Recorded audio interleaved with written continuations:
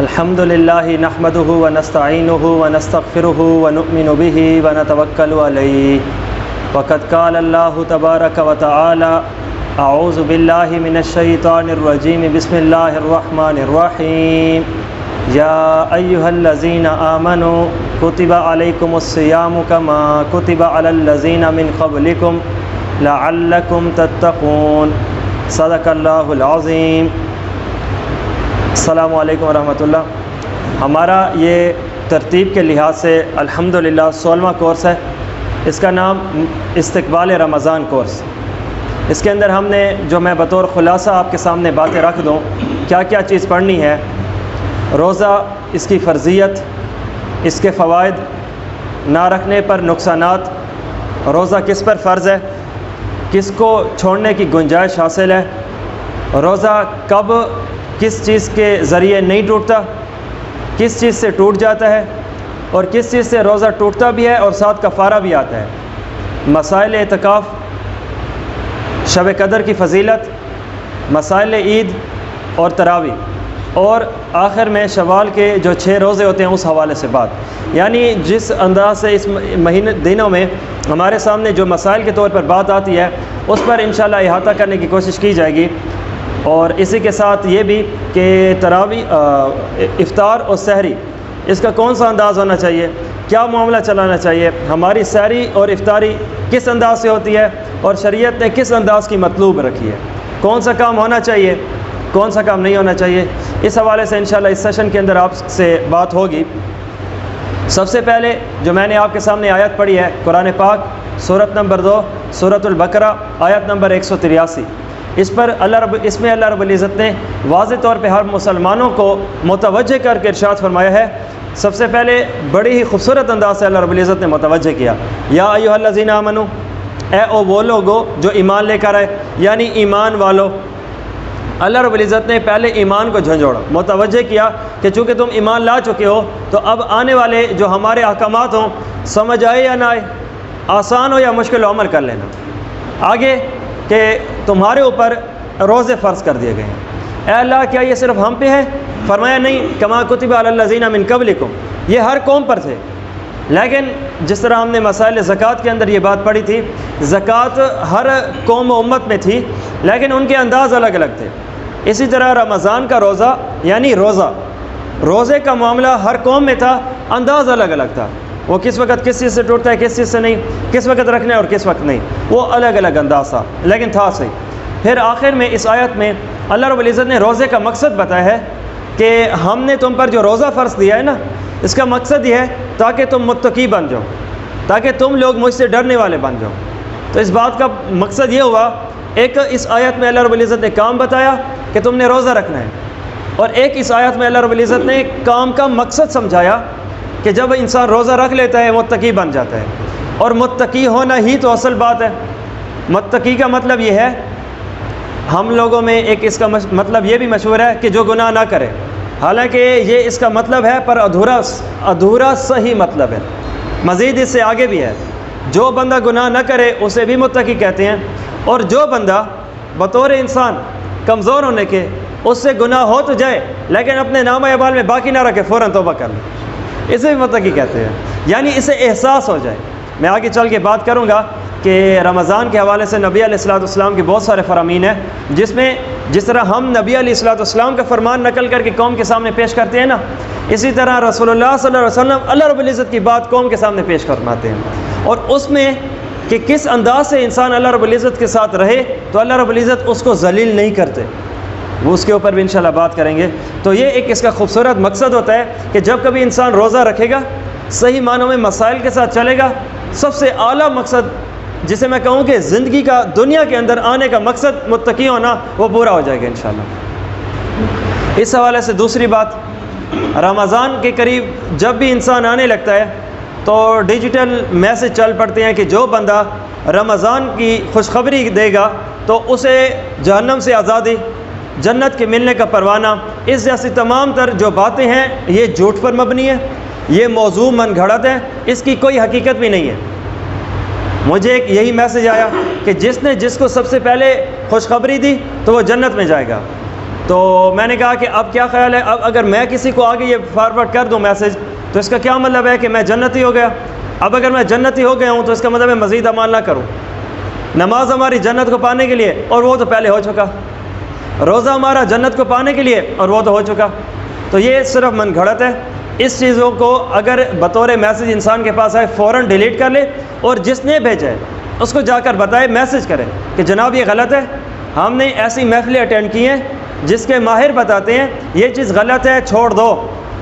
اور اس حوالے سے میں آپ کو یہ بات بتاتا چلوں، آقا علیہ الصلوۃ والسلام نے زبردست قسم کی اس حوالے سے ایک بات ارشاد فرمائی، من کذب علیہ متعمدا، جو بات میں نے کہی نہ ہو تم مجھ پر وہ بات ڈال کر قوم کو بتاؤ جھوٹ کے طور پر، فلیتبوأ مقعدہ من النار، اسے چاہیے کہ وہ دنیا کے اندر رہتے ہوئے جہنم کے اندر اپنا ٹھکانہ بنا لے۔ آقا علیہ السلام پہ جھوٹ بنتا نہیں ہے، اس لیے بنایا بھی نہ جائے۔ تو ایک مسئلہ یہ ہمارے سامنے واضح ہو گیا۔ آگے رمضان وہ خوبصورت اور بہترین سیزن ہے کہ جس میں انسان تھوڑی محنت سے رب العزت کے زیادہ قریب ہو سکتا ہے۔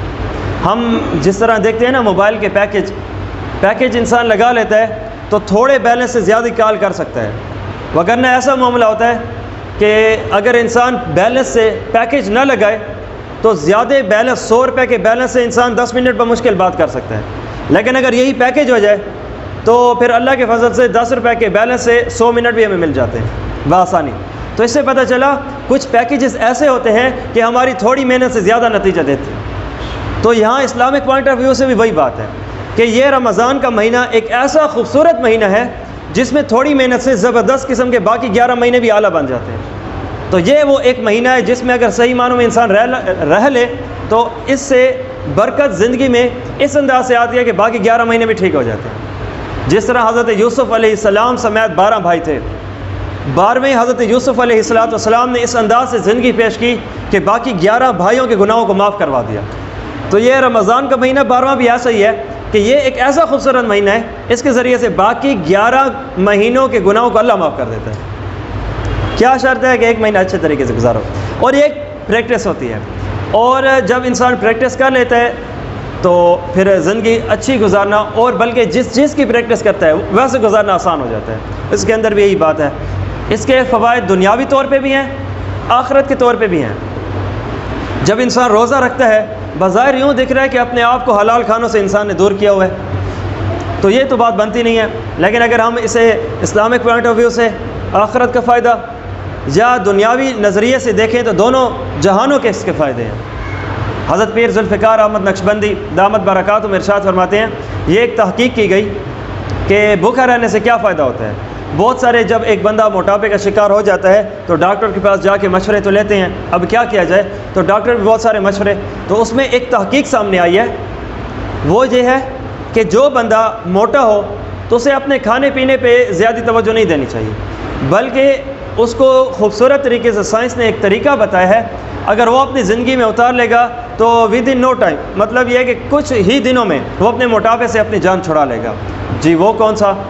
ہفتے کے اندر 7 دن ہیں، اسے 2 حصوں میں تقسیم کر لیا جائے، 2 دن روزہ رکھ لے، 5 دن افطار کرے، روزہ نہ رکھے، 2 دن روزہ، 5 دن اس کا روزہ نہ ہونا۔ اور یہ اس کا ایسا فائدہ ہوگا سائنٹیفک پوائنٹ آف ویو سے کہ جب بندہ ہفتے میں 7 دنوں میں 2 دن کا صرف روزہ رکھتا ہے، اس سے دماغ کو میسج یہ جاتا ہے، جب 2 دن معدہ پیٹ خالی رہے گا تو اس کا میسج اوپر دماغ کو جانے میں کچھ ٹائم لگتا ہے، اسے جاتے جاتے ٹائم لگے گا، دماغ یوں سمجھے گا جیسے 2 دن کا روزہ نہیں بلکہ 7 دن کا روزہ ہے۔ اب کھانے پینے میں 5 دن کی چھٹی ہے، کھائے پیے، 2 دن کا روزہ ہے، اور اس کا فائدہ یہ ہوگا کہ دماغ یوں محسوس کرے گا جیسے اس نے مکمل 7 دن نہیں کھایا، تو اس سے اس کے موٹاپے میں کمی آئے گی۔ اور اس تحقیق کا نام رکھا گیا 5+2۔ 5+2 مطلب 5 دن وہ جس میں انسان نے کھانا، 2 دن وہ جس میں انسان نے نہیں کھانا اور روزہ رکھنا ہے۔ تو اس انداز سے انسان چلے تو فائدہ۔ تو اگر میڈیکل کے کہنے پر انسان روزہ رکھ سکتا ہے تو کیا رسول اللہ کے کہنے پہ نہیں رکھا جا سکتا؟ اور دوسری بات، جس طرح ہم ڈاکٹروں سے رابطہ کرتے ہیں تو وہ بعض اوقات ہمیں حلال بھی چھوڑانے کا کہہ دیتے ہیں، تو رب کے حکم پہ کیا حرام نہیں چھوڑ سکتے؟ تو اس کے اندر بھی چھوڑا جا سکتا ہے۔ اور اس حوالے سے دوسری بات یہ ہے کھانے میں آداب بھی یہی بتائے گئے ہیں. انسان کو چاہیے کھانے میں آہستہ آہستہ کھائے، اور جب واک کرے چلے تو تیز تیز چلے. ہمارے یہاں کھاتا الٹا ہوتا ہے، ہم کھانے میں کھانا تیز کھاتے ہیں اور واک میں واک آہستہ آہستہ. تو اگر اس کو الٹ کر لیا جائے نا، یہ بھی ایک بہترین صحت کا ذریعہ بن سکتا ہے. تو جب یہ ایسا انداز اپنایا جاتا ہے تو کافی فائدہ ہوتا ہے. یہ تو ہو گئی روزے کے ویسے جو دنیاوی فوائد ہیں. اب روزے کے اگر آخرت کے فوائد کے حوالے سے دیکھا جائے نا، تو بخاری و مسلم کی روایت ہے، حضرت ابو ہریرہ رضی اللہ تعالیٰ عنہ ارشاد فرماتے ہیں کہ وہ لوگوں، تمہیں پتہ ہے کہ جب رمضان داخل ہوتا ہے نا تو فتحت ابواب الجنہ، جنت کے دروازوں کو کھول دیا جاتا ہے. وغلقت ابواب جہنم، جہنم کے دروازوں کو بالکل بند کر دیا جاتا ہے. اور جو سرکش بڑے بڑے شیاطین ہوتے ہیں ان کو جکڑ لیا جاتا ہے، ان کو بالکل قید کر لیا جاتا ہے. اور اس حوالے سے ایک دوست نے بھی بات کی کہ جب شیاطین قید کر لیے جاتے ہیں تو انسان گناہ کیوں کرتا ہے. اس کے بہت سارے جوابات دیے گئے ہیں. ایک جواب تو یہ ہے کہ سرکش شیاطین جو بڑے بڑے ہوتے ہیں ان کو قید کیا جاتا ہے، چھوٹے چھوٹے شیطانوں کو نہیں. اور دوسری بات یہ ہے کہ ایک صرف شیطان انسان کو خراب کرنے کے لیے نہیں ہے، بلکہ انسان کا خود نفس بھی تو ہے. وگرنہ جس طرح حضرت آدم علیہ السلام، بلکہ جو شیطان نے سجدہ نہیں کیا تھا اللہ رب العزت کے کہنے پر، اسے کس نے بہکایا تھا؟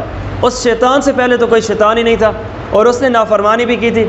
اس بات سے یہ سمجھ آئی کہ یہ بات ممکن ہے کہ شیطان بہکائے بھی نہیں اور انسان غلط کام بھی کرے. اور تیسری اس کی مثال سے بات کو سمجھا جا سکتا ہے، جس طرح یہ پنکھا تیز چل رہا ہے نا، ہم اگر بٹن بند کر لیں تو پھر بھی اپنے تیز چلنے کی وجہ سے بالکل جلدی نہیں رکتا، مکمل کافی دیر تیز چلنے کی وجہ سے آہستہ آہستہ جا کے رکتا ہے. جس طرح اسٹینڈ کے اوپر موٹر سائیکل کو ٹھہرا کے چوتھے گیئر میں چلایا جائے نا تو اچانک اسے نہیں روکا جا سکتا، آہستہ آہستہ. تو اسی طرح جو بندہ 11 مہینوں میں شیطان کے کہنے پہ چلتا رہا، اچانک رمضان میں اگر سرکش شیطان قید بھی کر لیے جاتے ہیں تو اس کے لیے رکنا اتنا آسان نہیں ہوتا.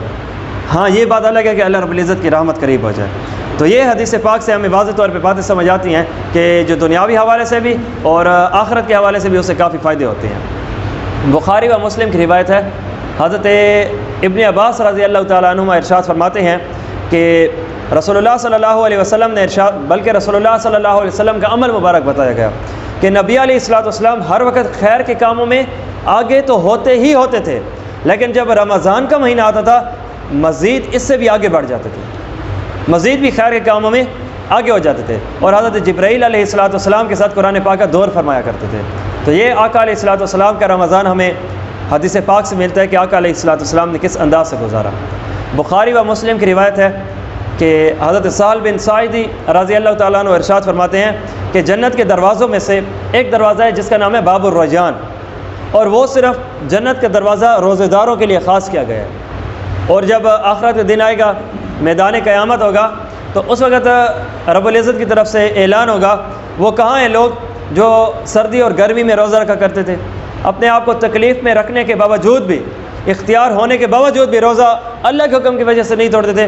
تو ایسے بندے عزت کے ساتھ اس دروازے سے گزر جائیں اور جنت کے اندر داخل ہو جائیں. سنن نسائی میں روایت ہے، حضرت ابو امامہ رضی اللہ تعالیٰ عنہ ارشاد فرماتے ہیں کہ رسول اللہ صلی اللہ علیہ وسلم جب ہمیں کسی نیک کام کا حکم دیتے، بلکہ ایک مرتبہ کہ میں نے خود رسول اللہ صلی اللہ علیہ وسلم سے پوچھا، یا رسول اللہ مجھے آپ کسی نیک کام کا حکم کیجئے، ایک ایسا کام جسے میں ہر وقت رکھا کروں. تو نبی علیہ السلام نے ارشاد فرمایا، روزہ رکھا کرو. یا رسول اللہ اس کا فائدہ؟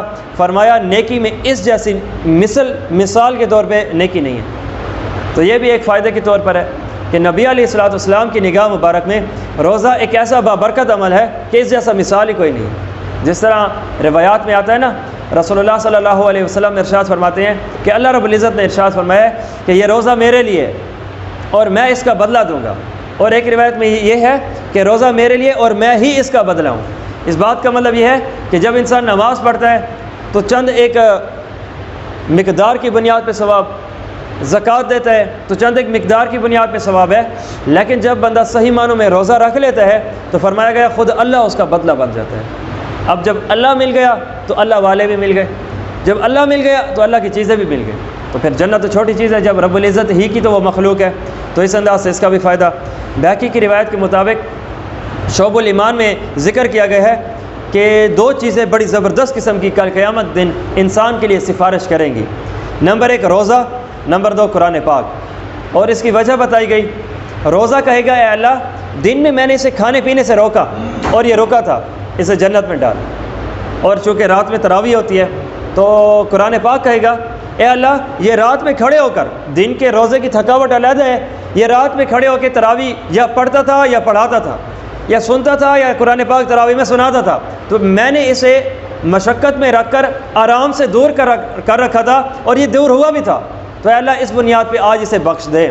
تو دن کا روزہ ہو چاہے رات کی تراویح ہو، گویا 24 گھنٹے ہمارے لیے سفارشی بن جائیں گے، یہ بھی ایک فائدے کا ذریعہ بن جاتا ہے۔ تو اگر ایسی چیزیں ہوں تو انسان کو لینا چاہیے، دور نہیں ہونا چاہیے۔ امام احمد نے روایت کیا ہے اس حدیث پاک کو کہ حضرت ابو ہریرہ رضی اللہ تعالیٰ عنہ ارشاد فرماتے ہیں کہ رمضان کی آخری رات آپ صلی اللہ علیہ وسلم کی امت کا بخشش کا فیصلہ ہوتا ہے۔ فرمایا گیا یا رسول اللہ یہ جس رات رمضان کی آخر میں بخشش کا فیصلہ ہوتا ہے آپ کی امت کے لیے تو کیا وہ شب قدر ہے؟ نبی علیہ الصلوۃ والسلام نے ارشاد فرمایا نہیں، بلکہ تم دنیا میں دیکھتے ہو نا جس طرح مزدور ہے، مزدوری کرتا ہے، مزدوری کے خاتمے پر مالک آ کر اسے پیسے دے دیتا ہے اسے مزدوری، تو اسی طرح یہ بندے بھی ہیں، انہوں نے 1 مہینہ مزدوری کیا اور روزے کے طور پر، رات میں تراویح کے طور پر، تو جب ان کی مزدوری ختم ہو گئی تو رب العزت نے انہیں بطور مزدوری بطور انعام بخشش دے دی کہ جب یہ کل قیامت کے دن ہمارے پاس آئیں گے نا تو ہم نے ان کو بخشایا ہوا سمجھ کے جنت کے اندر داخل کر دینا ہے۔ اور یہ حدیث میں آپ کے سامنے کوٹ کر چکا ہوں، باب الریان، جنت کے دروازوں میں ایک دروازہ ہے جس کے اندر باعزت باعافیت سہولت کے ساتھ اسے جنت کے اندر داخل کر دیا جائے گا۔ فضائل اعمال کی ایک بہت لمبی حدیث ہے اور اس کو مزید اور کتابوں میں بھی نقل کیا گیا ہے، جامع الترمذی، ابو داود شریف، ابن ماجہ اور بخاری کے ترجمے کے حوالے سے بھی، کہ جو بندہ رمضان کا روزہ بغیر کسی عذر کے توڑ دے، پھر اگر اس کی کمی بعد میں بطور قضا پوری بھی کر لینا تو اس ایک روزے کے توڑنے کا اگر باقی ساری زندگی روزہ بھی رکھتا رہے نا اس فوائد کو نہیں پا سکتا جس طرح کہ یہ ایک روزے کا فائدہ تھا۔ کیوں؟ وہ ایک افضل دن تھا، اس پر فرض تھا، پورا علاقہ مانوس تھا، وہ ایک ترتیب چلی آ رہی تھی، تو وہ ایک روزہ الگ اور وہ پورے جہاں کا روزہ الگ، یہ فضیلت کے طور پہ بات ملتی ہے، تو کتنی بہترین بات ہے۔ تو یہ ایک ترتیب ہے۔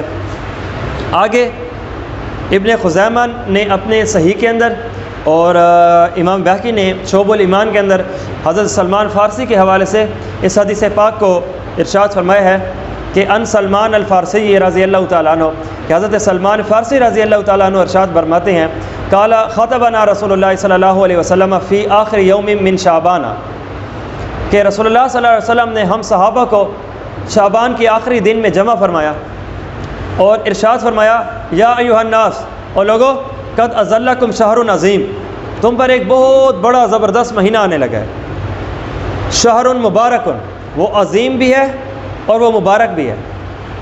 اب اس کے اندر نبی علیہ الصلوۃ والسلام نے سب سے پہلے تو یہ ابھی رمضان آیا نہیں ہے، ذکر رمضان پہلے کر دیا، اس بات سے سمجھ آیا رمضان کے آنے سے پہلے ذکر رمضان کرنا سنت رسول ہے، تو ہماری الحمدللہ یہ تربیت بھی ایک سنت رسول صلی اللہ علیہ وسلم کے اندر آ گئی کہ ذکر رمضان سے پہلے بھی ثابت ہے، اس لیے میں نے اس کورس کا نام بھی رکھا ہے استقبال رمضان، تو یہ بھی اس کا استقبال ہے اور اچھے طریقے سے کرنا چاہیے۔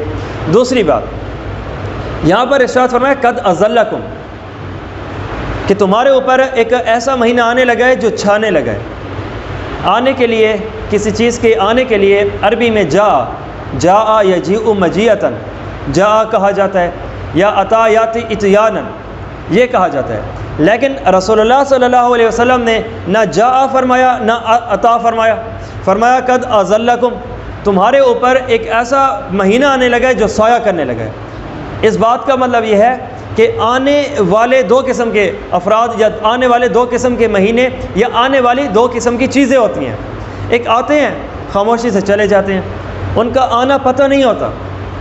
بعض اوقات کسی مہینے یا کسی چیز کا آنا اس انداز سے ہوتا ہے آتا ہے اور چھا جاتا ہے۔ رمضان کا مہینہ ایسا ہے جو آتا ہے چھا جاتا ہے۔ ہم پورے اپنے ڈیرہ اسماعیل خان علاقے میں دیکھیں تو ترتیب بالکل الٹ ہو چکی ہوتی ہے، دکانیں صبح کافی دیر سے کھل رہی ہوتی ہیں، حالانکہ یہ سٹائل بڑے شہروں کا ہے، ہمارے ڈیرہ اسماعیل خان کا نہیں ہے، لیکن ان میں یہ ترتیب ہو جاتی ہے۔ اور یہاں سے پھر رات کا سما بھی ایسا ہوتا ہے کہ اگر رات کے 3 بجے بھی کوئی بندہ کسی کو جاگتے ہوئے دیکھتا ہے تو حیران نہیں ہوتا کہ یہ ایک روٹین بھی الگ ہو چکی ہوتی ہے۔ کیوں؟ اور دوسری بات، نہ صرف نیکوں کو پتہ چلتا ہے بلکہ اگر اس انداز سے دیکھا جائے گناہگاروں تک بھی دعوت پہنچتی ہے، احساس ہوتا ہے۔ کچھ ایسے برائی کے اڈے ہیں جو حیا کی وجہ سے الحمدللہ آج بھی بند کر دیے جاتے ہیں، کچھ ایسی ترتیبیں ہوتی ہیں۔ تو یہ بھی ایک ایسا مہینہ حدیث کے مطابق قد اضلکم، یہ آتا ہے چھا جاتا ہے۔ پھر اس حدیث پاک نے دو باتیں بتائی ہیں۔ یہ رمضان کا مہینہ ایسا مبارک ہے، اس کے بارے میں دو ارشاد الفاظ فرمائے ہیں۔ شہر عظیم، یہ عظمت والا مہینہ ہے۔ دوسرا شہر مبارک، یہ بابرکت مہینہ ہے۔ اس دو الفاظ کی رسول اللہ صلی اللہ علیہ وسلم نے بڑی لمبی تشریح کی ہے۔ یہ کیسا عظمتوں والا مہینہ ہے، یہ کیسا بابرکت مہینہ ہے، اس کے اندر اب نبی علیہ الصلوۃ والسلام اس حدیث پاک کے دو الفاظ کی اپنے الفاظ میں، گویا یہ تشریح پیغمبری صلی اللہ علیہ وسلم ہے۔ فرمایا فیہ لیلۃ خیر من الف شہر، اس کے اندر ایک رات ایسی ہے، ایک رات، صرف ایک رات، یہ پورا مہینہ نہیں، صرف اس مہینے میں ایک رات ایسی ہے جو 1000 مہینوں سے زیادہ بہتر ہے۔ یہاں پہ یہ نہیں فرمایا کہ 1000 مہینوں کے برابر بہتر ہے، بلکہ فرمایا اس سے زیادہ بہتر ہے۔ اب پتہ نہیں وہ کتنا زیادہ بہتر ہوگی، اللہ ہی جانے، جسے شب قدر کہتے ہیں۔ فرمایا اللہ رب العزت نے، نبی علیہ الصلوۃ والسلام نے، کہ جعل اللہ صیامہ فریضہ، اللہ رب العزت نے اس مہینے میں تمہارے لیے روزے کو بطور فریضہ قرار دیا۔ وقیام لیلہ تطوعا، اس کی رات کو بطور نفل، جس طرح کہ تراویح کا انداز، یہ تمہارے لیے زبردست طریقہ قرار دیا۔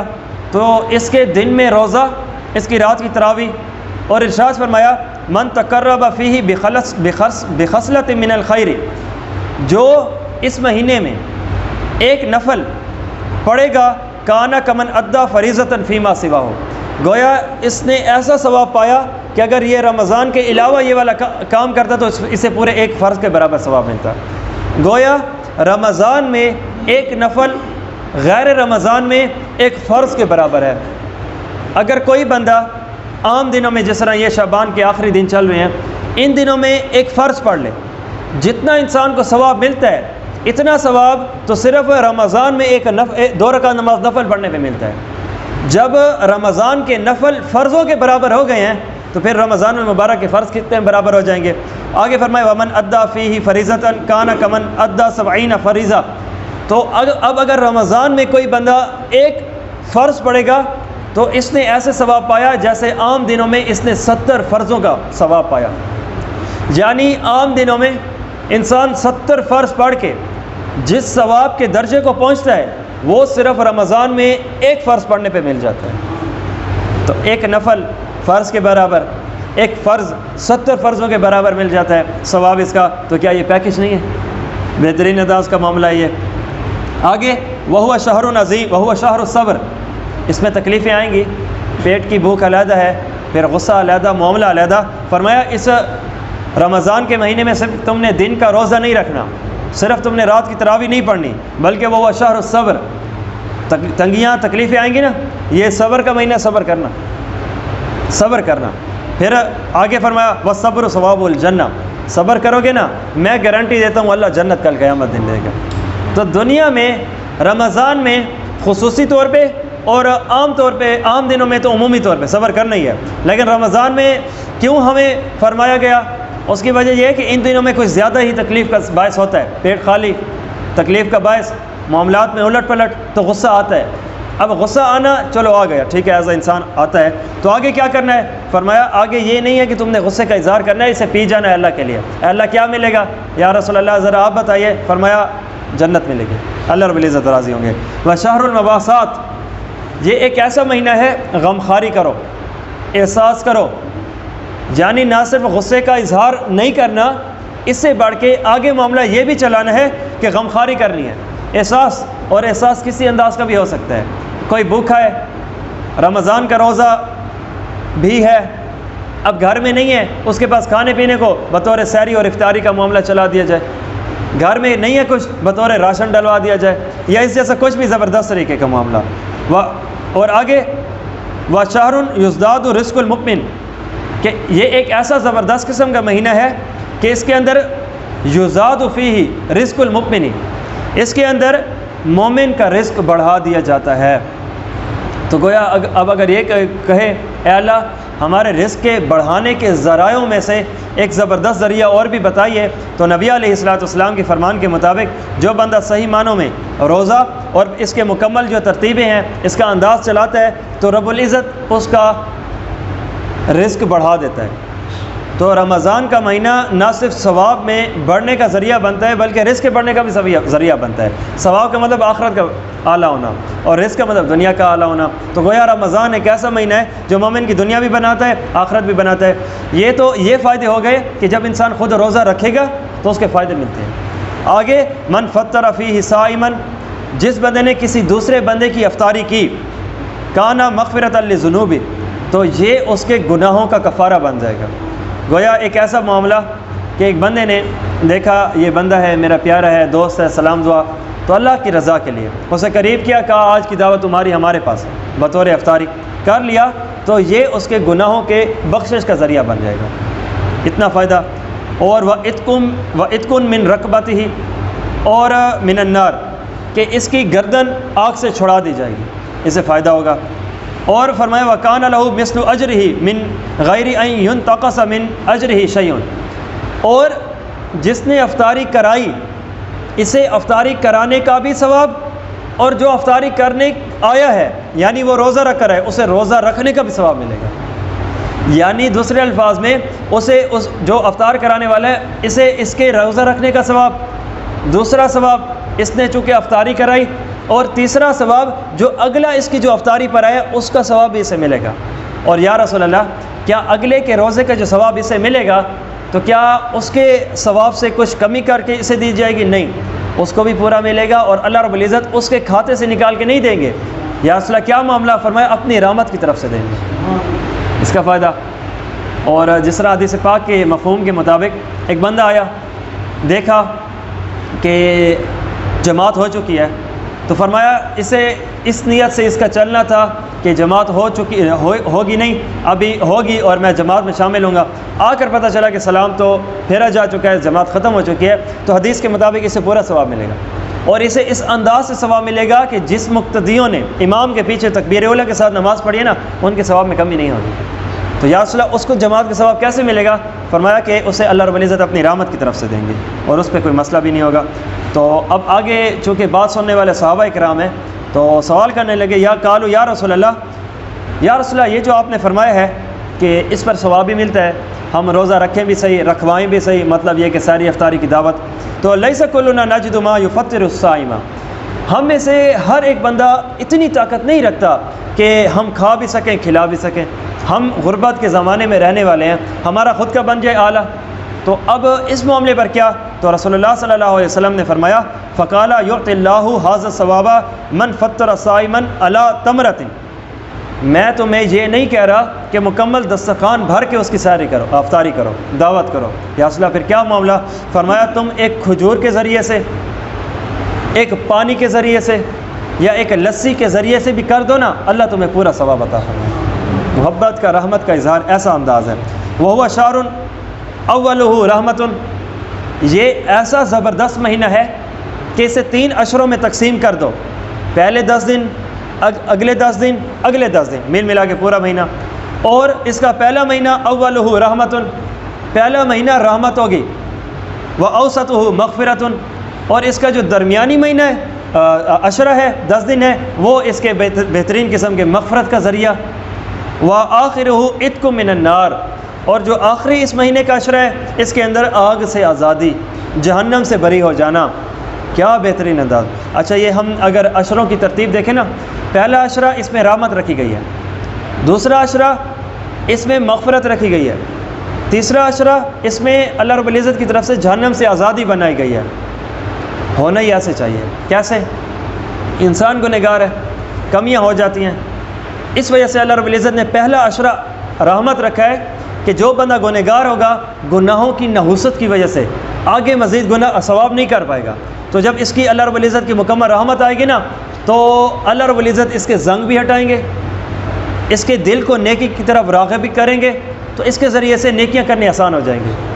پھر جب نیکی کرے گا، گناہ کا احساس ہوگا، تو اگلا عشرہ ایسا اللہ رب العزت اس کے پھر گناہوں کو بھی معاف کرتا جائے گا۔ اور جب انسان نیکی پہ آ جائے گناہ معاف ہو جائے، تیسرا نتیجہ خود بخود نکل جاتا ہے کہ اللہ رب العزت اسے جہنم سے بھی آزادی کر دیتے ہیں اور اس کے معاملات کو صاف کر دیتے ہیں۔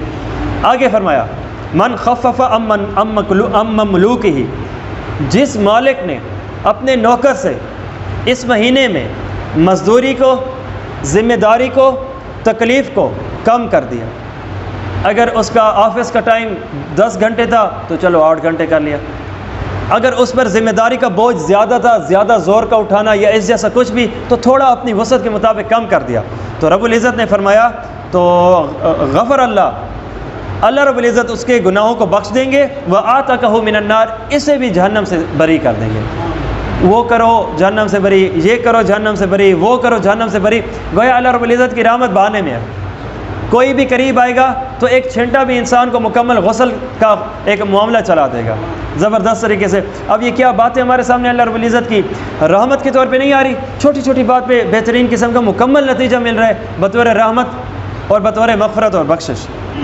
تو اس کے اندر اللہ رب العزت نے نبی علیہ السلام نے ارشاد فرمایا وَاسْتَكْثِرُوا فِيهِ مِنْ أَرْبَعِ خِصَالٍ، کہ اس کے اندر تم 4 کاموں کو زیادہ کرو۔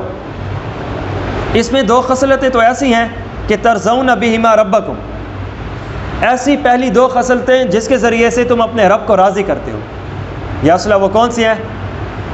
اور اگلی جو 2 خصلتیں ہیں وہ ایسا ہے کہ اس کے بغیر تمہارا کوئی چارہ کار بھی نہیں ہے، اس معاملے کو تو ضرور چلاؤ۔ فَأَمَّا الْخَصْلَتَانِ اللَّتَانِ، جو پہلی 2 خصلتیں ہیں جس کے ذریعے تم اپنے رب کو راضی کرو گے، وہ پہلی یہ فَشَهَادَةُ اللَّهَ إِلَٰهَ إِلَّا اللَّهُ، تم نے اللہ رب العزت کی شہادت گواہی دینی ہے کہ اللہ کے سوا کوئی معبود نہیں۔ وَتَسْتَغْفِرُونَهُ، اور اپنے گناہوں کی تم نے بخشش طلب کرنی ہے۔ اور اگلی 2 جو خصلتیں ہیں جس کے بغیر تمہارا کوئی چارہ کار نہیں ہے، تو اس کے ذریعے سے جو تم نے رب سے سوال کرنا ہے، نمبر 1 تم نے جنت کا سوال کرنا ہے، نمبر 2 جہنم سے چھٹکارے کا اللہ رب العزت کے سامنے بطور عرضی پیش کرنی ہے۔ تو یہ 4 خصلتیں ہیں، اس کو اپنی زندگی کا حصہ انسان نے بنانا ہے ان دنوں میں۔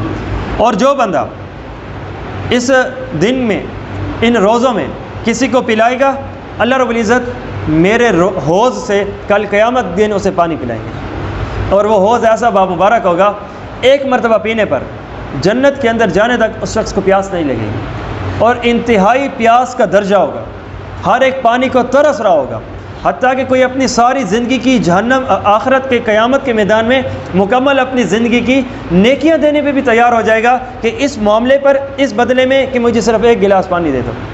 اور اس پر اللہ رب العزت آج کے رمضان کے مہینوں میں کسی کو پانی پلانے پر اتنا بڑا ثواب کہ من حوضی، میرے حوض سے اسے پانی پلائے گا، اور اس کا فائدہ بتا چکا ہے کہ جنت کے اندر جانے تک اسے دوبارہ پیاس نہیں لگے گی۔ یہ اس کے بہت سارے فضائل اور بہترین انداز ہیں۔ اب اگلی حدیث ہے، یہ ایک ایسی حدیث ہے جو حضرت عبداللہ ابن عباس رضی اللہ عنہما ارشاد فرماتے ہیں، اور اس لمبی حدیث کے اندر رسول اللہ صلی اللہ علیہ وسلم نے رمضان کے دنوں کے آنے کے پہلے سے رمضان کے جانے کے بعد تک کے ہر ایک معاملے کو کھول کھول کر بڑے خوبصورت اور بڑے زبردست طریقے سے بیان فرمایا۔ عن ابن عباس، حضرت عبداللہ ابن عباس رضی اللہ تعالی عنہما ارشاد فرماتے ہیں انہ سمع رسول اللہ صلی اللہ علیہ وسلم، کہ انہوں نے رسول اللہ صلی اللہ علیہ وسلم سے یہ بات سنی ہے، یقول، آقا فرماتے ہیں ان الجنت، یہ جنت جو ہے لتبخر، تزین، جنت کو دھونی دی جاتی ہے، مزین اور تیار کیا جاتا ہے، من الحول الی الحول، ایک سال سے دوسرے سال، یعنی مکمل کا مکمل سال جنت کو سجایا اور بنایا جاتا ہے۔ یہ اصلہ کس وجہ سے؟ لدخول شہر رمضان، رمضان کے مہینے کے آنے کی وجہ سے۔ گویا رمضان ابھی آیا نہیں ہے، پورا سال اس وجہ سے جنت کو آراستہ کیا جا رہا ہے کیونکہ آگے آنے والے دنوں میں رمضان آنا ہے، اور جیسے رمضان ختم ہوتا ہے دوبارہ جنت کو تیار کرنا شروع کر دیا جاتا ہے، کیوں؟ اگلے سال دوبارہ آئے گا۔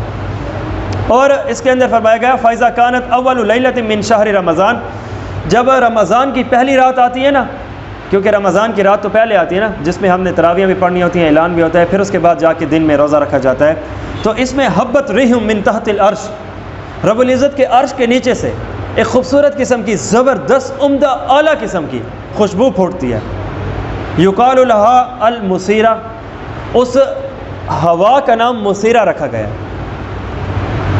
اور اس کے ذریعے سے جنت کے کیواڑ ہوں یا جنت کے درخت ہوں یہ ہلتے ہیں اور وہ ہوا ان کو لگتی ہے، یہ ہلتے ہیں اور اس کے ذریعے سے ایک زبردست قسم کا ساز پیدا ہوتا ہے، ایک اعلیٰ قسم کی آواز پیدا ہوتی ہے۔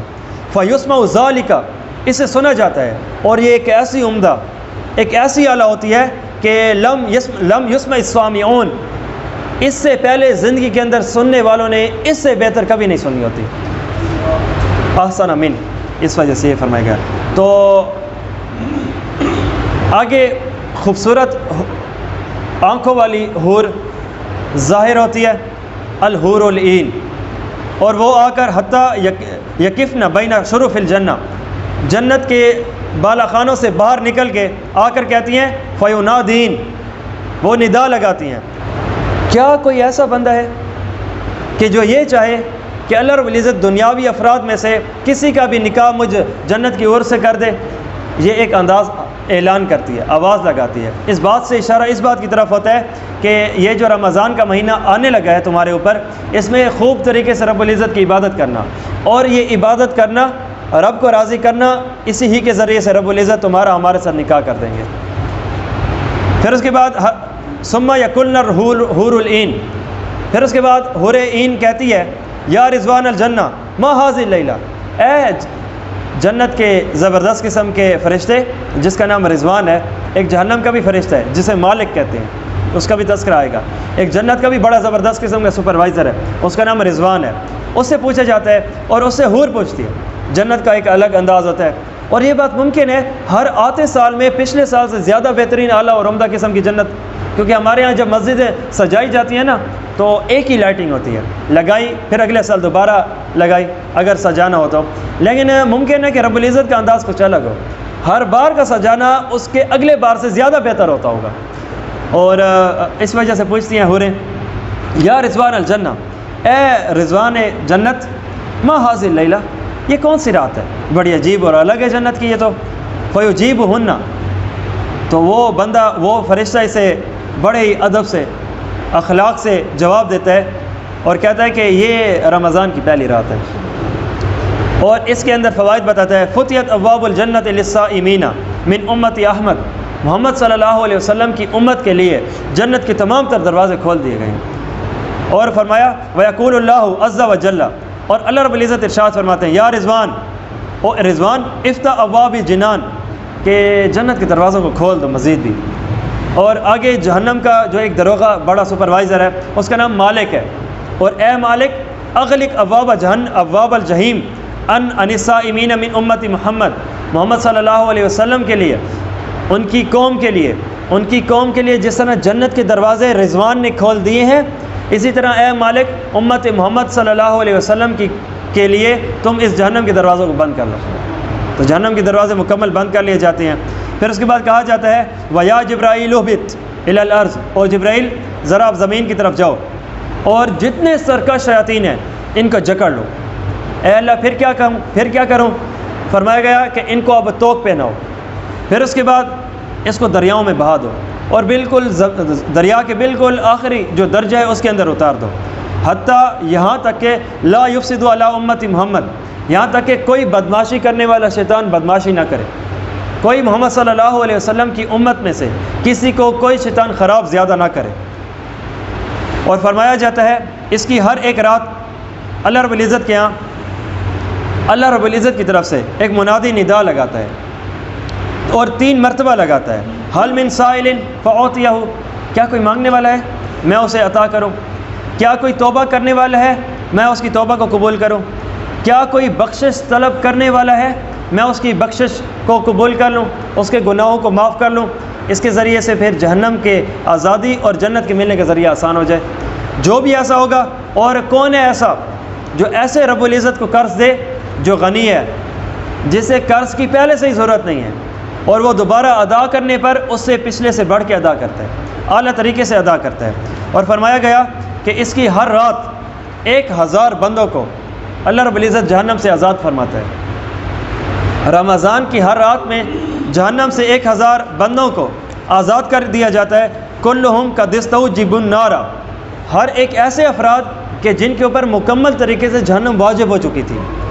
پھر اس کے بعد جب رمضان کا آخری دن آتا ہے اور اس کی رات جو آتی ہے اس کے اندر رب العزت نے جتنے روز کے حساب سے بندوں کو بخشا تھا، آخری رات میں تمام کے حساب سے اس سے بڑھ کے جہنم سے بندوں کو بری کرتے ہیں۔ پھر اس کے بعد آگے لیلۃ القدر آتی ہے، اس کے اندر بھی جبرائیل علیہ السلام کو رب العزت حکم فرماتے ہیں کہ اے جبرائیل تو اب زمین پہ جا، اپنے فرشتوں کے مکمل جتھے کے ساتھ جاؤ اور وہاں پر جا کر جھنڈا کعبے کی چھت پہ گاڑو۔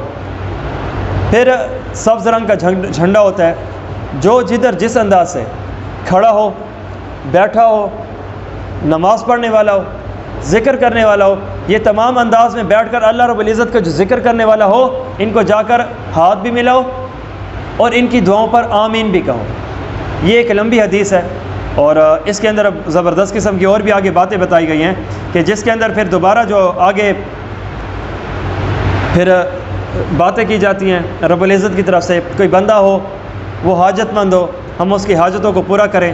پھر اس کے بعد نبی علیہ السلام نے ارشاد آگے فرمایا کہ اس کے اندر امت محمدیہ صلی اللہ علیہ وسلم کو بخش تو دیا جاتا ہے، لیکن 4 افراد ایسے ہیں کہ جن کو اس رات میں بھی نہیں بخشا جاتا۔ یا رسول اللہ وہ کون سا؟ نمبر 1 رجل مدمن خمر، ایک ایسا بندہ جو شراب کا عادی ہے، شراب کے نشے میں دھوتا ہے، اس کو بھی نہیں۔ وعاق لوالدی، جو والدین کا نافرمان ہوتا ہے، اس سے بھی نہیں۔ وقاطع رحم، اور جو رشتہ داری کو، برادری کو توڑنے والا ہو، رشتہ داروں کے ساتھ صحیح معنوں میں نہ رہنے والا ہو، اس کے اوپر مکمل میں نے کل بھی بات کی تھی، تو ایسا بندہ اس کو بھی نہیں بخشا جاتا۔ وہ مشاحن، اور جو مشائن ہوتا ہے، یا رسول اللہ یہ مشائن کیا معاملہ ہے؟ فرمایا کینہ رکھنے والا، ایسا بندہ اس کو بھی نہیں بخشا جاتا۔ اور پھر اس کے بعد آگے رسول اللہ صلی اللہ علیہ وسلم ارشاد فرماتے ہیں کہ جب رمضان کی جب آخری رات جسے ہم لیلۃ الجائزہ کہتے ہیں وہ آتی ہے تو اس کو لیلۃ الجائزہ حدیث کے مطابق کہا جاتا ہے۔ پھر اس کا دن بھی آتا ہے جسے پھر اس کے بعد فرمایا گیا کہ اللہ رب العزت ہر شہر میں، ہر گلی میں جب عید کی نماز کے لیے نمازی نکلتے ہیں، فرشتوں کو کھڑا کر لیا جاتا ہے۔ پھر اس کے بعد وہاں پر ہر ایک گلی کے چوراہے پر کھڑے ہو جاتے ہیں۔ پھر اس کے بعد وہ فرشتے آواز لگاتے ہیں، یسمعہ من خلق اللہ عز وجل الا الجن والانس، اللہ رب العزت کی تمام مخلوق ان فرشتوں کے اعلان کو سنتی ہے، صرف 2 مخلوقیں ہیں جو جنات اور انسانوں میں سے یہ آواز نہیں سنتے، اس کے علاوہ تمام تر سنتے ہیں۔ کیا وہ یہ ہے؟ اللہ رب العزت فرشتوں سے پوچھتے ہیں، اے فرشتوں ذرا یہ بتاؤ کہ جس مزدور نے اپنی مزدوری پوری کر دی ہو تو اس کا کیا حق ہے؟ یا اللہ اس کا حق یہ ہے کہ اسے پھر اس کا اجر ادا کر دیا جائے۔ تو رب العزت ارشاد فرماتے ہیں فتقول الملائکۃ کہ اے اللہ پھر اس کو آپ اس کا اجر پورا ادا کر دو۔ تو اللہ تعالیٰ فرماتے ہیں فإنی أشہدکم یا ملائکتی، اے میرے ملائکہ میں تمہیں اس بات پہ گواہ بنا رہا ہوں کہ میں نے ان کے تمام افراد جنہوں نے روزے رکھے تھے قبول کر لیے ہیں، اور ہر ایک جس نے تراویح کے معاملے پر اپنے آپ کو آگے بڑھایا تھا میں نے ان کی رات کے کھڑے ہونے کو بھی قبول کر لیا ہے، اور میں نے ان کو اپنی طرف سے رضا عطا کر دی ہے، اور ان کی ساری محنت جو ہے میرے یہاں قبول کر لی گئی ہے۔ اور لوگوں سنو، اے میرے بندو آج مجھ سے تم سوال کرو، فوا عزتی، قسم مجھے میری عزت کی، وجلالی، میرے جلال کی، اگر آج کے دن تم نے مجھ سے آخرت کے حوالے سے کوئی بھی سوال کیا، سارے کے سارے سوال پورے کر لوں گا، چاہے وہ جہنم سے بخشش کا، چاہے وہ جنت میں جانے کا، یا اس جیسا جنت کے اندر جتنی نعمتوں کا سوال کر سکتے ہو کر لو، میں نے کسی سوال کو رد نہیں کرنا۔ اور دوسرا، اگر تم نے مجھ سے دنیا کا کوئی سوال کیا، میں تمہارے انداز و مزاج اور تمہارے فائدے کی طرف غور و فکر کروں گا، پھر اگر وہ تمہارے حق میں بہتر ہوگا تو ضرور دوں گا، اور اگر نہیں تو اس سے بڑھ کے دوں گا۔ یہ ایک معاملہ ہے اس کے اوپر۔ اور اس کے بعد آگے اللہ رب العزت نے ارشاد فرمایا، اور لوگوں اگر تم نے میرا مکمل خیال رکھا نا، یعنی جو میں نے کہا حلال ہے لے لو، جو میں نے کہا حرام ہے چھوڑ دو، صحیح معنوں میں اس پر تم نے میرا خیال رکھا تو اس پر اس وقت تک میں تمہیں کبھی ذلیل نہیں کروں گا جب تک کہ یہ صحیح معنوں میں تم میرا خیال کرتے رہو گے۔ اور اس کے ذریعے سے پھر ملائکہ کے بارے میں فرمایا گیا کہ ملائکہ ہیں یہ پھر خوش ہوتے ہیں جس بنیاد پر انسانوں کو جو چیز ملی ہے، انسانوں کو فائدہ ملنے پر اب فرشتے بھی خوش ہو رہے ہیں۔ تو یہ ایک لمبی سی حدیث ہے کہ اس کے ذریعے سے رمضان کے فائدے حاصل ہوتے ہیں۔ پھر اس کے بعد آگے روزہ نہ رکھنے پر نقصانات۔ حضرت کعب بن عجرہ ہیں، مشہور حدیث ہے، رسول اللہ صلی اللہ علیہ وسلم ممبر پہ تشریف فرما ہوتے ہیں، ممبر کے 3 اسٹیپ ہیں، ایک ایک قدم پہ آمین فرماتے ہیں، اور عرض کیا گیا یا رسول اللہ آج ہر ایک ممبر کے قدم پہ چڑھنے پر ہم نے آپ سے عجیب معاملہ سنا ہے، تو اس کی کیا وجہ؟ فرمایا جبرائیل آئے تھے اور چند ایک افراد کے خلاف دعا کرنے لگے، تو انہوں نے ان کے خلاف دعا کی اور اس پر میں نے آمین کہی۔ نمبر ایک وہ بندہ جس نے رمضان کا مہینہ پایا ہو اور پھر بھی وہ اللہ رب العزت سے اپنی بخشش نہ کرا پائے۔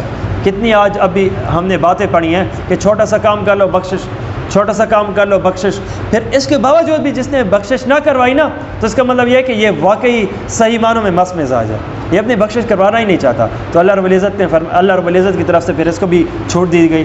دوسرا، جس شخص نے رسول اللہ صلی اللہ علیہ وسلم کا مجلس میں نام سنا ہو اور پھر آخر میں درود نہ پڑھو، تو اس کے اوپر بھی حضرت جبرائیل علیہ السلام کی اس کے خلاف دعا ہے اور رسول اللہ صلی اللہ علیہ وسلم کا آمین ہے۔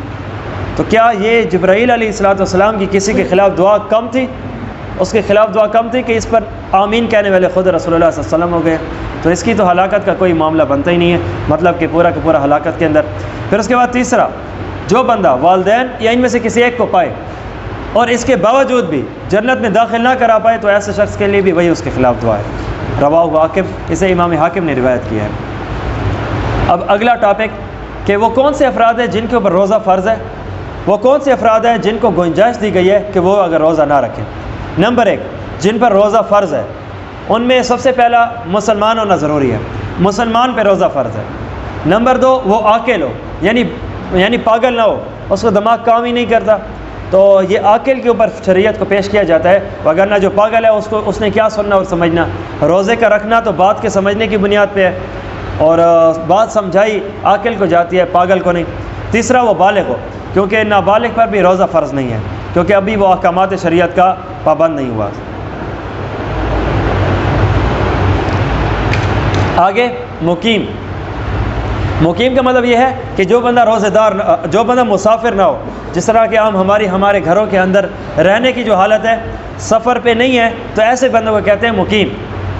جو سفر پہ ہو اسے کہتے ہیں مسافر، جو مقیم ہو اس کے اوپر بھی روزہ فرض ہے۔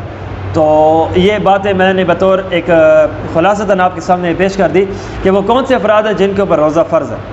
آگے وہ کون سے احباب و افراد ہیں کہ اگر وہ روزہ نہ رکھیں تو کم از کم ان کے لیے گنجائش ہے۔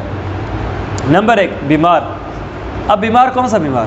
تھوڑا سا کسی کو زکام ہوتا ہے تو یہ بھی تو بیمار ہے، اور کوئی بندہ مرنے کے قریب جاتا ہے تو وہ بھی بیمار ہے۔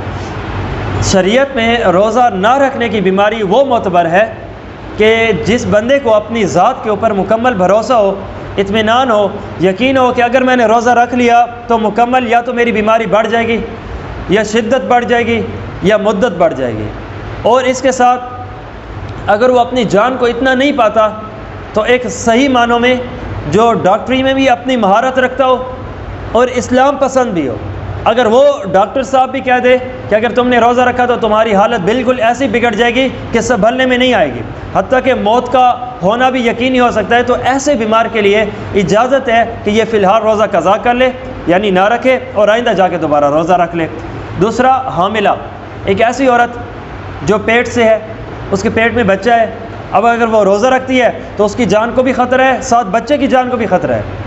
تیسرا، ایسی عورت کہ جس کا بچہ تو پیدا ہو چکا ہے لیکن اس کا بچہ اب چند ایک ماہ کا ہے اور وہ اس کے دودھ پہ ہی رہتا ہے، یعنی اس کے علاوہ کوئی اور غذا کا ذریعہ نہیں ہے، اور اب اگر یہاں سے عورت نے روزہ رکھ لیا تو اس کے سینے میں دودھ نہیں آئے گا، تو ایسی عورت کے لیے بھی اجازت ہے کہ وہ روزہ چھوڑ سکتی ہے۔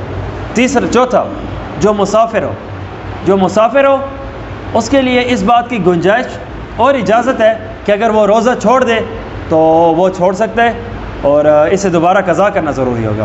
ان دنوں میں جو میں نے آپ کے سامنے حالتیں رکھی ہیں، اگر جو مرد یا عورت بطور مجبوری روزہ نہیں رکھے گا تو دوبارہ اس کے لیے روزہ رکھنا ضروری ہوگا۔ یہ فی الحال چھوٹ اور گنجائش ہے کہ فی الحال نہ رکھو، لیکن زندگی کے اندر کسی نہ کسی دن میں جو صحیح معنوں میں شرائط کے ساتھ دن ہوتے ہیں اس کے اندر اس پر روزہ رکھنا ضروری ہوگا۔ آگے ایک اور حکم، جو 29 شعبان کا دن ہوتا ہے اسے کہتے ہیں یوم شک، یعنی رمضان سے ایک دن پہلے کا جو ہوتا ہے اسے کہتے ہیں یوم شک، یعنی ایسا دن جس میں شک ہے، کیا پتہ آئندہ آنے والا دن 30 شعبان بنے یا پھر وہ یکم رمضان بنے، تو ایسا دن میں روزہ رکھنا مکروہ ہے، اور وہ رسول اللہ صلی اللہ علیہ وسلم کی حدیث کے مطابق ہے کہ یہ مسئلہ خود رسول اللہ صلی اللہ علیہ وسلم نے ارشاد فرمایا۔ ابن ماجہ شریف، نسائی شریف، ترمذی شریف اور ابو داؤد شریف کی روایت کے مطابق کہ رسول اللہ صلی اللہ علیہ وسلم ارشاد فرماتے ہیں کہ جس بندے نے یوم الشک میں روزہ رکھا تو گویا اس نے ابو القاسم یعنی رسول اللہ صلی اللہ علیہ وسلم کی نافرمانی کیا۔ پھر اتنی بڑی اب بات ہو گئی، اور اس کی وجہ یہ بتائی جاتی ہے کہ اب اگر کوئی اس دن میں روزہ رکھ لے گا نا تو اب نہیں پتہ چل سکے گا یہ کیا نفل ہے یا رمضان ہے۔ کوئی بندہ کیا پتہ ہے کہ اس نیت سے روزہ رکھ لے کہ اگر نفل ہو گیا تو نفل، اگر وہ رمضان کو ہو گئے تو رمضان، تو اس وجہ سے اس روزے کو مکروہ قرار دیا گیا ہے، کیونکہ جو فرضیت ہوتی ہے اس کی نیت کو ہونا واقعی طور پہ واضح ہونا چاہیے، اور یہ تو شک ہے اگر ایسے ہو گئے تو ایسے، ویسے ہو گئے تو ویسے، اور اس سے عظمت رمضان بھی کم ہو رہا ہے، تو اس وجہ سے اس چیزوں سے بچنا چاہیے۔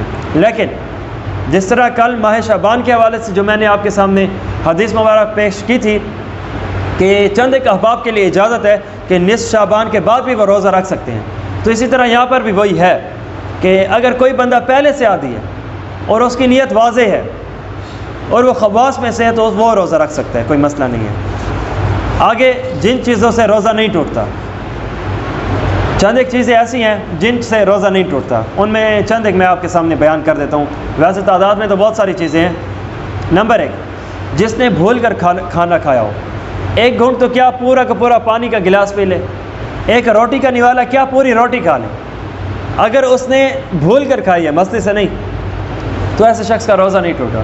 اور اس کی حدیث، اس کی وجہ امام بخاری میں، امام مسلم رحمۃ اللہ علیہ نے اپنے مسلم کے اندر اس حدیث پاک کو لکھا ہے کہ رسول اللہ صلی اللہ علیہ وسلم کے زمانے میں ایک صحابی رسول ہے بھول کر کھا یا پی لیا، تو آ کر نبی علیہ السلام کو عرض کرنے لگے یا رسول اللہ میرے ساتھ ایسا ہوا، تو فرمایا اپنے روزے پر باقی رہو کہ تمہارا روزہ نہیں ٹوٹا، اور یا رسول اللہ یہ جو کھانے کا معاملہ فرمایا یہ تمہیں اللہ نے کھلایا ہے، یہ اللہ کی طرف سے مہمان نوازی ہو گئی۔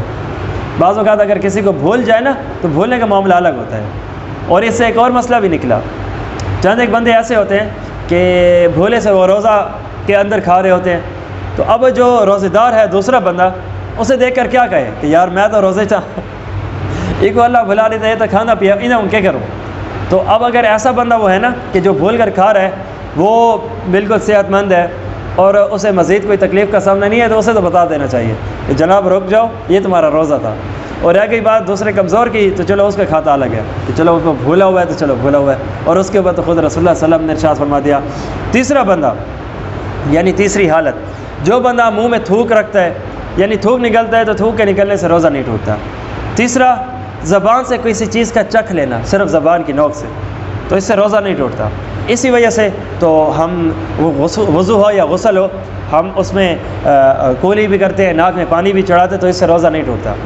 اور اسی وجہ سے فقہاء علماء نے اجازت دیا ہے کہ کسی بیوی کا اگر خاوند سخت ہے اور کھانے میں نمک کے زیادتی یا کمی پر اسے بیوی کو بے عزت کرتا ہے تو ایسی عورت کے لیے تھوڑی سی گنجائش ہے کہ اپنی زبان سے تھوڑا سا کھانا چکھ لے، اور اس کی شرط یہ ہے کہ فوراً پھر تھوک لے، وگرنہ اگر یہی ذرات اندر چلے گئے پھر روزہ ٹوٹ جائے گا۔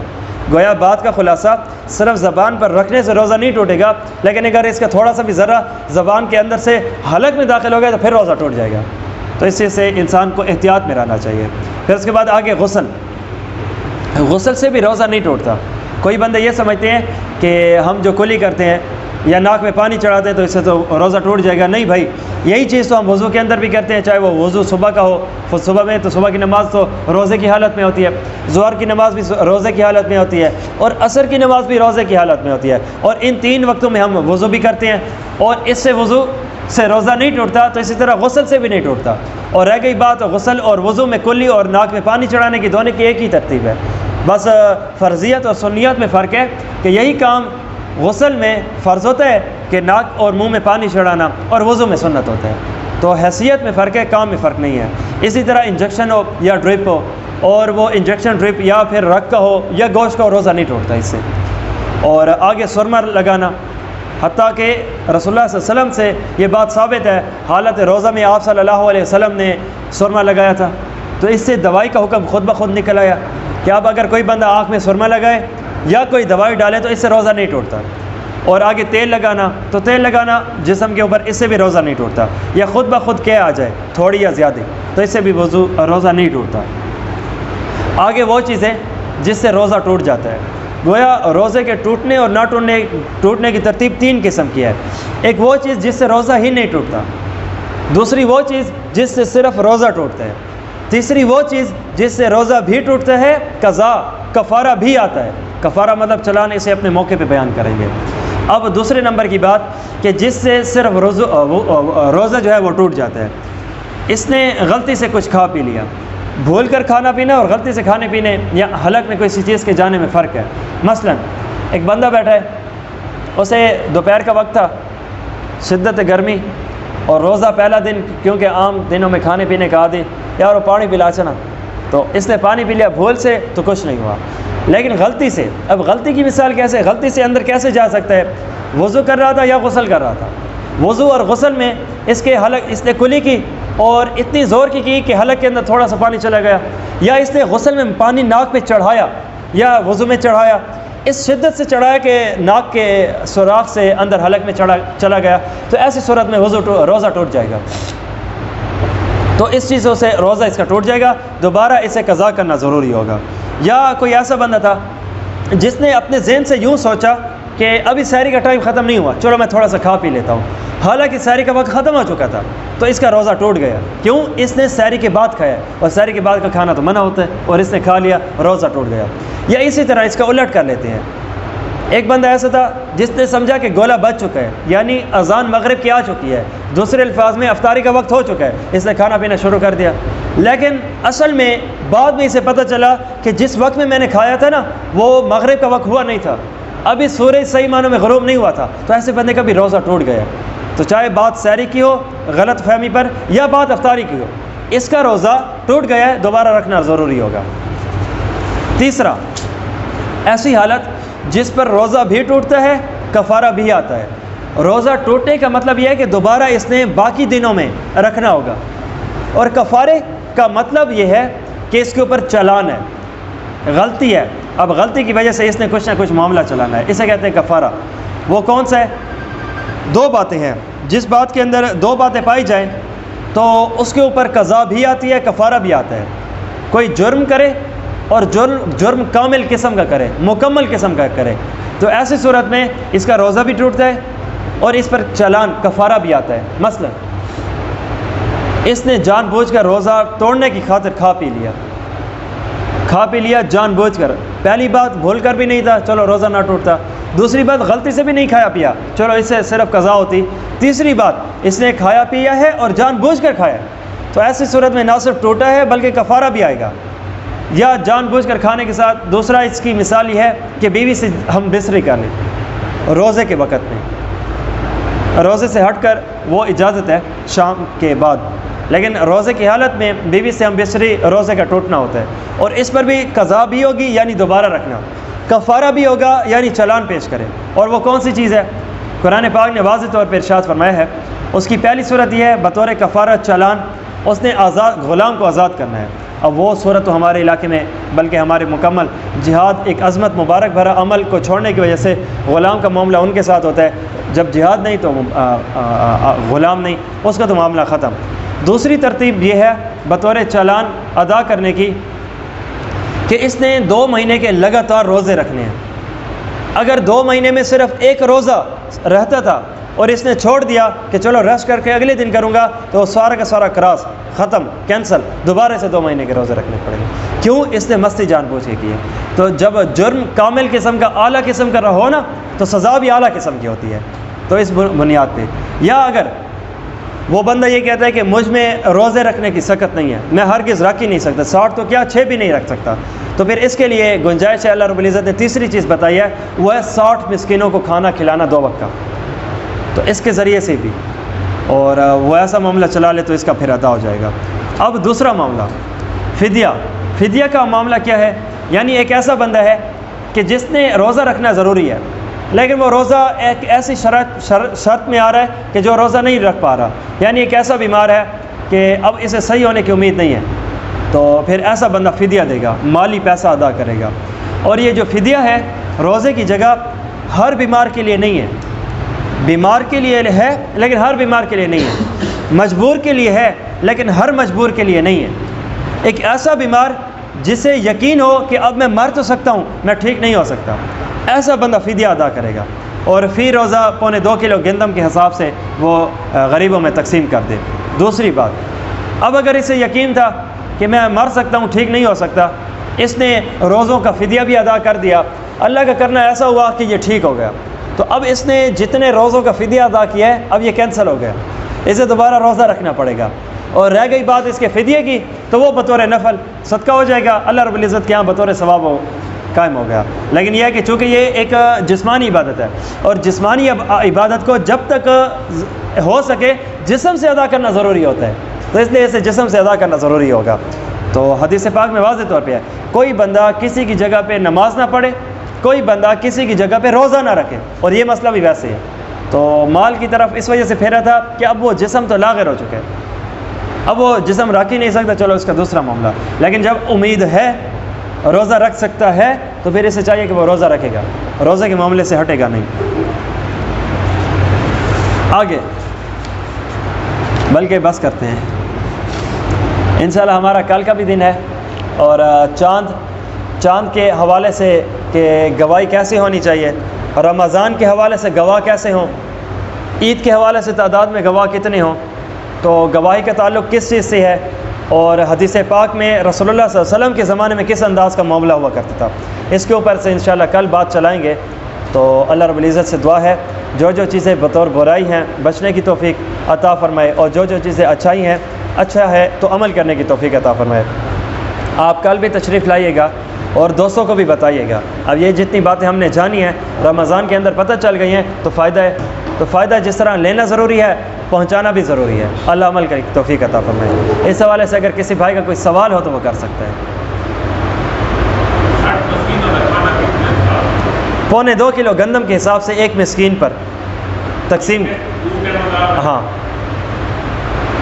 یا 60 مسکینوں کو کھلا لے، یا ایک ہی دن میں 60 مسکینوں کو کھلا لے تو بنتا ہے، جس انداز سے اسے آسانیاں کر سکتا ہے۔ جی پیسے کے حساب سے کہہ رہا ہوں، 2.25 کلو گندم ہے، اور اگر کھانا ہے تو پھر جس انداز سے کھانا کھلا لیا جائے، وگرنہ کم از کم 2.25 کلو گندم کے تو حساب کم از کم لگایا جائے گا پیسے کے حساب سے۔ جی ہاں، ایک فی مسکین کے حساب سے۔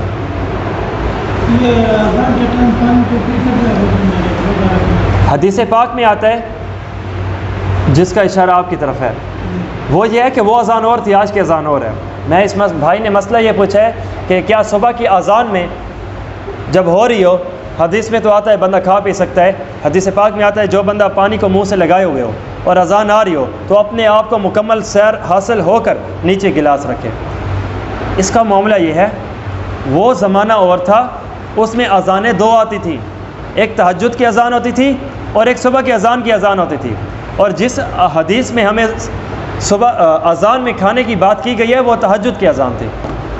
اس وجہ سے حدیث پاک میں آتا ہے رسول اللہ صلی اللہ علیہ وسلم فرماتے ہیں کہ تم میں سے کوئی کسی بندے کو بلال کی اذان دھوکے میں نہ ڈالے۔ کیا مطلب یا رسول اللہ کہ اگر بلال کی اذان تمہارے پاس آ رہی ہو کانوں میں تو خیر ہے تم کھا پی لیا کرو، کیونکہ وہ تہجد کی اذان دے رہے ہوتے ہیں، اور تہجد کا وقت سحری کا وقت ہوتا ہے، اور سحری میں بندہ کھا پی سکتا ہے، تو وہ معاملہ ہو رہا ہے۔ لیکن آج کے دور میں کسی نے اذان کے وقت کھا اور پی لیا، روزہ ٹوٹ گیا، کیونکہ یہ صبح کا وقت داخل ہو چکا ہوتا ہے، صحیح ہے؟ تو آج کا کھاتا ہو رہا ہے، کل کا کھاتا ہو رہا ہے۔ تو انجیکشن اور ڈرپ ہیں 2 قسم کے، ایک لوگ طاقت کے لیے لگواتے ہیں اور ایک مجبوری کے لیے۔ جی، بطور مجبوری وہ تو لگائی جا سکتی ہے، اور بطور طاقت علماء مکروہ لکھتے ہیں، لیکن اس سے روزہ ٹوٹتا نہیں۔